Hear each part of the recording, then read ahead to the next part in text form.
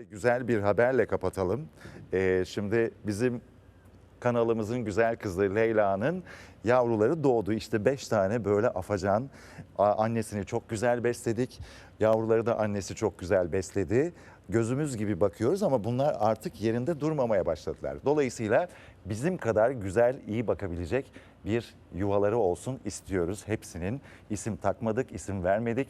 Sizler sahiplendiğiniz zaman verirsiniz diye. Bayram diyoruz, sıcak sofralar, sıcak evler diyoruz. Hepsinin de güzel evleri olsun. Bize her türlü platformdan ulaşıp bu yavrulara talip olan vatandaşlarımıza tabii ki belli şartlar karşılığında işte kısırlaştırma, aşılarını yaptırma ve iyi bakacaklarına söz vererek bu yavrularımızı güzel sahiplendirmek istiyoruz. Bize ulaşın diyelim. Hep beraber de bu yavrularımızla bayramınızı kutlayalım. Kurban Bayramınız çok güzel olsun. Diğer bayramlarınız da bu canlılarla çok daha renkli, can dostlarıyla geçsin. Hoşça kalın.